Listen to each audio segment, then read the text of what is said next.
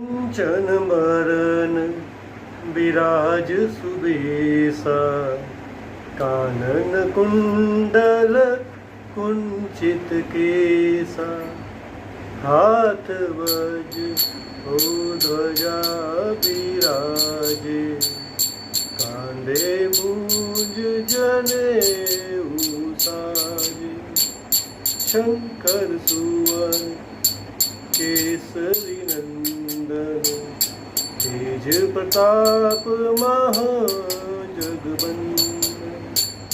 विद्यावान गुणी अति चातुर, राम काज करिबे को आतुर, राम काज करिबे को आतुर, राम काज करिबे को आतुर।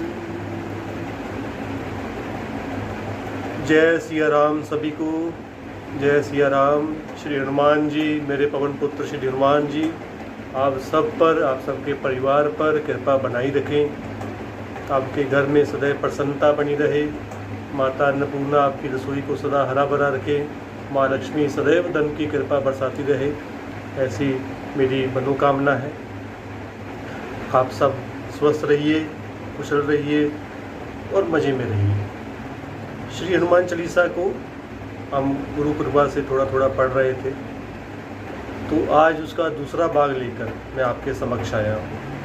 पहले भाग में हमने पहली चौपाई को पढ़ा था, कुमति निवार सुमति के संगी तक। तो उसके आगे आज हम इस चीज़ को सोचने का कि हनुमान चालीसा में आखिर क्या कहा गया है, उसको पढ़ना तो बहुत ज़रूरी है ही, पर अगर गुरु कृपा से, हनुमान जी की कृपा से वो थोड़ा सा भी हमें हमारे समझ में आ जाए तो हमें विशेष लाभ होने की संभावना बनी रहती है।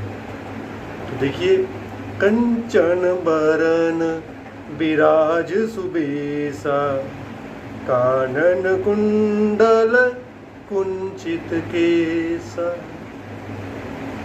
कुमति निवार, जो हमने पिछली भाग में कहा, सुमति के संगी।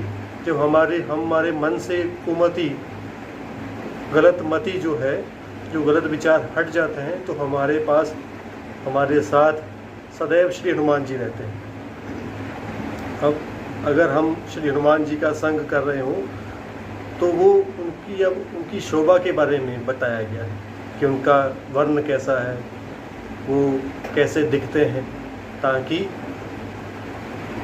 प्रभु की सुंदरता को निहारते निहारते हम उनमें खो जाएं। कंचन बरन है विराज सुबेसा, कानन कुंडल कुंचित केसा। हनुमान जी का कंचन वर्ण है, कानों में कुंडल पहने हुए हैं और घुंघराले केश है। प्रभु की भक्ति करते करते भी उन्होंने अपने शरीर का सौंदर्य नहीं त्यागा है। तो युवाओं को ये बहुत ध्यान रखना है कि आप भक्ति जरूर करो, परंतु अपने शरीर का बिल्कुल ध्यान रखना है। अपने शरीर की सुंदरता का हमें ध्यान रखते हुए भक्ति मार्ग की ओर बढ़ना है। हाथ वज्र और ध्वजा विराजे, कांधे मूंज जनेऊ साजे। उनके एक हाथ में वज्र गदा है और दूसरे हाथ में ध्वजा है। देखिए, इस चौपाई में एक बहुत गहन अर्थ है। हाथ वज्र और ध्वजा विराजे। ध्वजा जीत का प्रतीक है, उत्साह का प्रतीक है, वो उमंग का प्रतीक है। घर में खुशियों का प्रतीक होता है ध्वजा का लहराना। तो घर में खुशियाँ बनी रहें, इसलिए हाथ में वज्र, अर्थात आपको अपने स्वभाव को थोड़ा सा कठोर भी रखना पड़ेगा। धर्म की रक्षा के लिए अगर वज्र उठाना पड़े तो बहुत ज़रूरी है, तभी वो जो ध्वजा है वो लहरा सकती है। धर्म की ध्वजा तभी लहराएगी जब हम अपने धर्म की रक्षा करेंगे। वैसे उसकी रक्षा संभव है ही नहीं। ठीक, ध्वजा लहराने के बाद जब घर में खुशियाँ हो, फिर उसके बाद हमारे कांधे पर जनेऊ और बाकी हम काम अच्छे करते हुए अच्छे लगते हैं। परंतु अगर हमारे धर्म पर कोई कष्ट हो तो सबसे पहला काम कि हमारे एक हाथ में वज्र सदैव रहना चाहिए। आतताइयों से बचने के लिए, दुष्ट लोगों से बचने के लिए ये बहुत ज़रूरी है कि हर घर में जो सुरक्षा कवच हो, हर घर में उपकरण हो, हर घर में कुछ ना कुछ अपनी रक्षा के लिए आपके पास लाठी सोटी कोई ना कोई चीज़ ऐसी होनी चाहिए। अपने धर्म की रक्षा करना ये हमारा सबसे पहला दायित्व है, क्योंकि धर्म के साथ ही हमारा बाकी देह है, हमारा देश है, हमारी संस्कृति है। शंकर सुवन केसरी नंदन, तेज प्रताप महाजगवंदन। सब जानते हैं कि श्री हनुमान जी शंकरावतार है, शंकर सुवन है, और उनका तेज प्रताप महाजगवंदन, उनके प्रताप का पूरे जग में वंदना हो रही है। कल मैं एक कथा सुन रहा था, तो उसमें बहुत सुंदर अर्थ मेरे को समझ में आया, वो मैं आप लोगों के साथ बांटना चाहता हूँ। श्री हनुमान जी जब बाल्यावस्था में थे, छोटे रूप में, बच्चे के रूप में हैं, तो देखिए कैसे लीलाएं वो अपनी दिखाते हैं। ये हनुमान जी का एक बहुत गहन रूप है। भगवान सूर्य को वो जो उनके गुरु हैं, कालांतर में उनके गुरु होने वाले हैं, तो भगवान सूर्य को वो फल समझकर निगल लेते हैं। आप ये समझिए कि जब उन्होंने उगते हुए सूर्य को, उदय होते हुए सूर्य को देखा, तो फल समझकर अपनी क्षुधा साफ करने के लिए, शांत करने के लिए, भूख को शांत करने के लिए वो भगवान सूर्य की ओर चले गए। और जैसे कि आप सबको पता ही है कि उन्होंने भगवान सूर्य को निगल लिया। संपूर्ण सृष्टि में अहंकार, अंधकार मच गया, संपूर्ण सृष्टि में अंधकार मच गया। और फिर जब देवराज इंद्र को पता चला, तो उन्होंने हनुमान जी पर वज्र से प्रहार किया। तो देखिए गुरु कैसे अपने शिष्य की रक्षा करता है, और उसके देने का ढंग देखिए। गुरु कैसे अपने शिष्य को देता है। गुरु श्री हनुमान जी ने सूर्य को मुख में धारण कर लिया, अर्थात अपने गुरु को पूरा का पूरा आत्मसात कर लिया। जो गुरु बताना चाहते थे, जो गुरु से शिक्षाएं मिलने वाली थी, वो सब उन्होंने ज्ञात कर ली। उसके बाद फल क्या मिलता है? गुरु की शरण में जाने का फल ये है कि इंद्र इत्यादि सब देवताओं को, जब वायु देवता ने पवन रोक लिया, वायु का वेग रोक लिया, तो इंद्र इत्यादि सभी देवताओं ने, इंद्र, उसमें अग्निदेव भी थे, ब्रह्मदेव भी थे, सभी देवताओं को फिर आशीर्वाद देना पड़ा कि श्री हनुमान जी पर कभी भी किसी भी अस्त्र शस्त्र अग्नि का वो उन पर प्रयोग हो ही नहीं सकता, उन पर कोई असर नहीं होगा। तो ये सब कैसे हुआ? देखिए, श्री हनुमान जी अपने गुरु सूर्य की शरण में गए, तो उनके पास जाने मात्र से ही उनको ये सारी विद्याएं मिली हैं। कष्ट उठाना पड़ता है, आपको प्रहार सहन करने पड़ते हैं, परंतु अपने गुरु के पास जाना मत छूटिए। अर्थात धर्म की रक्षा के लिए अगर हमें किसी प्रकार की चोट भी महसूस हो, कष्ट उठाना पड़े, तो घबराना नहीं है, हमें आगे बढ़ते चलना है। विवेक रूप से, प्रेम के रूप से कोशिश की जाए कि सबको समझाया जाए, सबके साथ चला जाए। ये बाहरी शक्तियां हैं जो हमको हमारा नुकसान कराना चाहती हैं, उनसे बचिए, सब प्रेम के साथ रहिए। देखिए बहुत ज़्यादा ज़रूरी है कि प्रेम मूल है किसी भी धर्म का, उसको त्यागा ना जाए।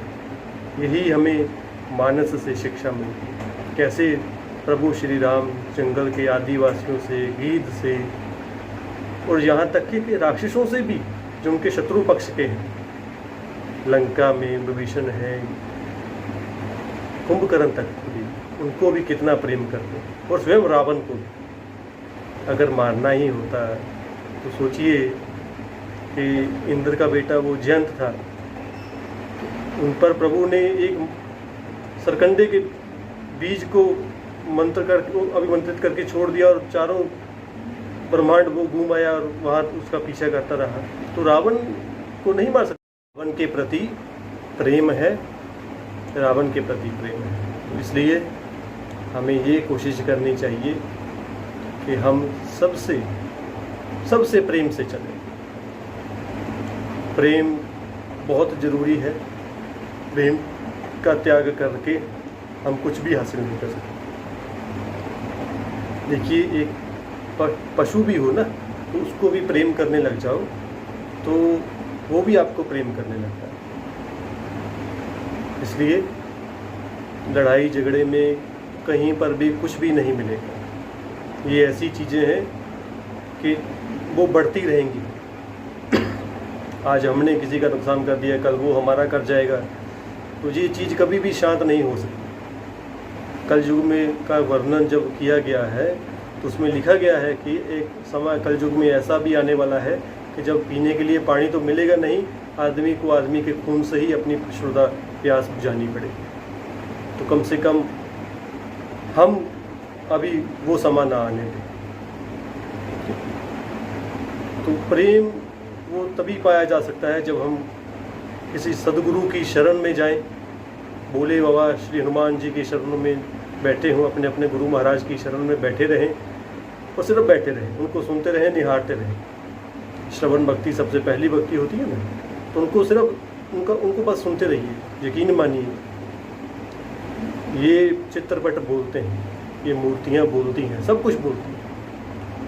दिव्यम ददामि ते चक्षु, सिर्फ वो हमारे नेत्र वैसे होने चाहिए, हमारे कान वैसे हों, हमारी जो ज्ञान इंद्रियाँ हैं वो वैसी हों, पंचेंद्रियाँ वैसी हों, हमारी सोच वैसी हो, और हम सुनना भी चाहें तभी।